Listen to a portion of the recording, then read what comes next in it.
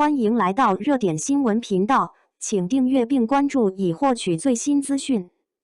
入青云引爆争议，是视觉盛宴还是仙侠剧倒退的象征？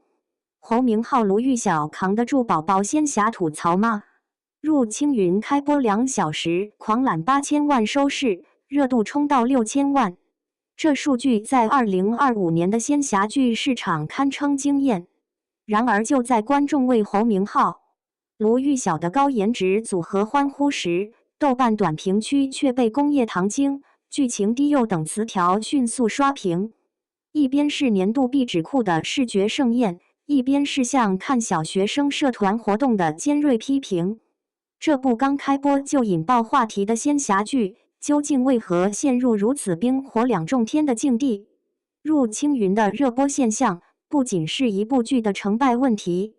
更是当下仙侠剧创作中颜值经济学与宝宝仙侠争议的集中体现。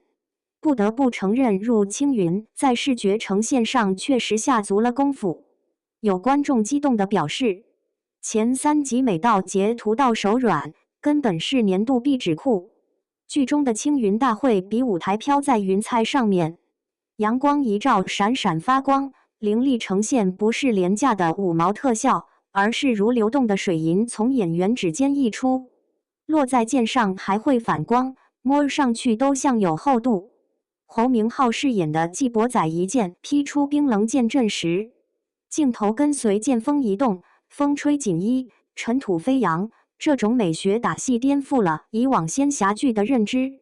制作团队以东方底色加现代解构为核心，将敦煌壁画元素、非遗工艺融入创作。女主明义的舞姬装采用褪色晕染工艺，裙摆从樱花粉渐变至凝血红，隐喻其从诱捕者到沦陷者的命运蜕变。男主纪伯仔的飞鱼浮游云锦老匠人复刻，领口暗纹严格遵循天工开物规制，细节精致到引发海外网友求链接。场景设计更具巧思，瑶光山的丹霞地貌撞碎千里江山图意境，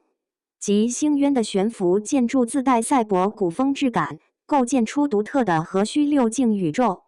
然而，正是在剧情和世界观构建上，入青云暴露了致命缺陷。剧集开篇就问题重重，世界观交代模糊，观众不理解福泽具体是什么，失去福泽的后果有多严重。女主只是输了一场比赛，就遭到全民唾弃，剧情却没有合理解释这种行为动机。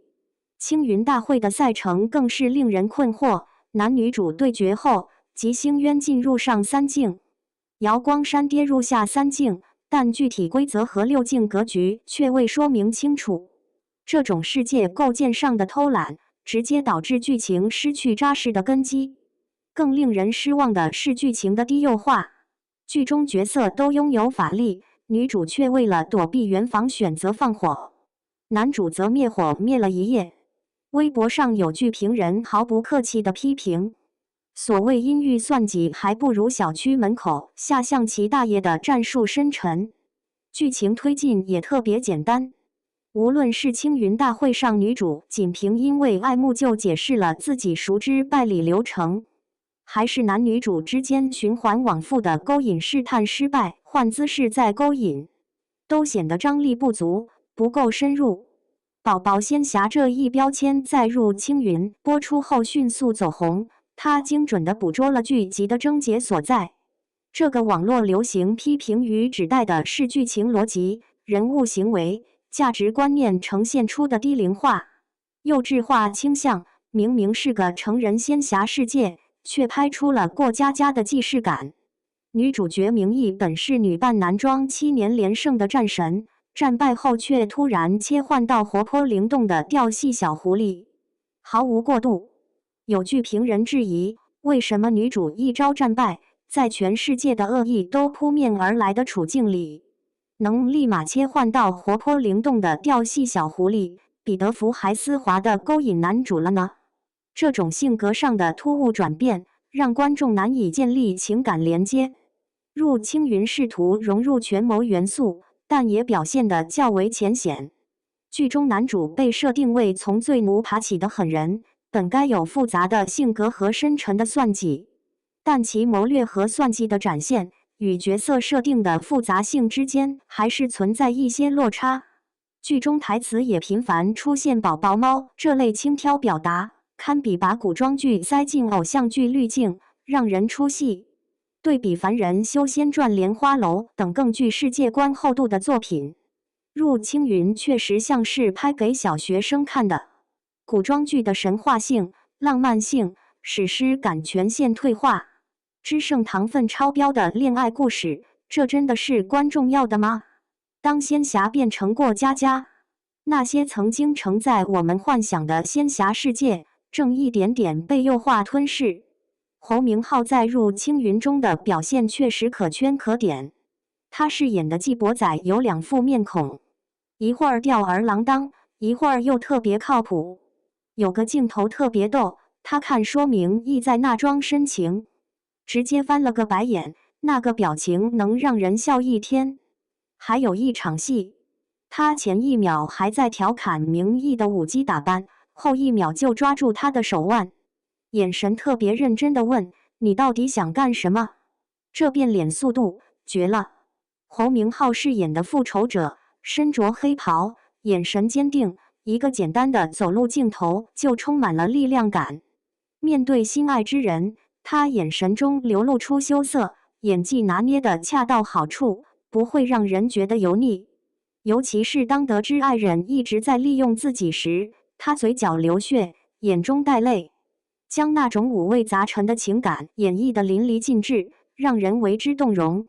这种爆发力无疑是这部剧最大的看点之一。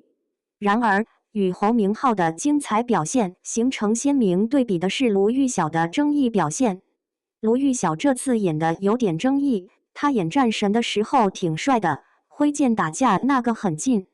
看着就像那么回事。扮舞姬的时候也挺美，穿着淡紫色裙子跳舞，确实好看。但问题出在他的声音上，有人说他说话有时候粗，有时候细，跟念课文似的。特别是那句“我只会赢，我只会这一件事”，本来该说的特别坚定，结果他说的轻飘飘的，听着像在撒娇。抱着能有多差的好奇心，有观众连刷了2集，结果直接被雷到说不出话。网友们的吐槽已经够客气了，这哪叫台词差，根本就是史诗级翻车现场。非常绝的是女主何灵宠27的对手戏，明明演的是重伤后不甘心的戏码，从她嘴里说出来就跟念超市购物清单似的，平淡的令人想打瞌睡。反倒是旁边配角的表演更有代入感，这对比真的了。入青云作为案例极具典型性，它体现了当前部分仙侠剧重型轻神，追求快速流量变现的创作逻辑。制作团队擅长拍精致画面和情感互动，却把长剧节奏抛在脑后，就像有人只顾给蛋糕裱花，忘了蛋糕本身的有扎实的胚体。更讽刺的是，这波操作刚好逆着全球奇幻创作趋势，从网飞《黑暗物质》3部曲到国产《琅琊榜》，能留名的作品都懂情感未表，内核未鼓。入青云偏要反着来，把权谋之线砍得只剩渣，难怪被骂裹着仙侠壳的甜宠剧。颜值经济学的短期效应显而易见，侯明昊和卢玉晓的高颜值组合初亮相时，不少观众期待一部仙侠力作的诞生，但当真正点进去，却发现它的仙气更多是靠造型在支撑。这种依赖演员颜值、视觉特效作为核心卖点，忽略故事和人物塑造的商业模式，对剧集长远口碑、演员发展及类型剧活力都构成潜在伤害。观众的抉择与市场的反馈呈现出明显的分层现象，一边是颜值派观众为侯明昊的古装神颜倾倒，为精美的服化道买单；另一边是剧情派观众对低幼化叙事、破碎的世界观感到失望。这种分化对制作方而言是重要的启示：仙侠剧不能仅靠颜值支撑，真正的苛刻从来不是对风格的挑剔，而是对敷衍的反抗。入青云引发的争议本质是仙侠剧美学追求与文学叙事之间失衡的集中体现。它不是非黑即白的宝藏剧或流水线产品，而是当下影视工业特定发展阶段的一个复杂样本，其成功与缺陷都极具代表性。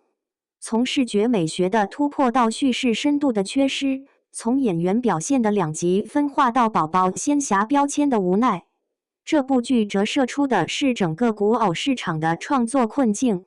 当仙侠剧只剩下精致的皮囊和甜蜜的糖分，那些曾经让我们热血沸腾的仙侠世界，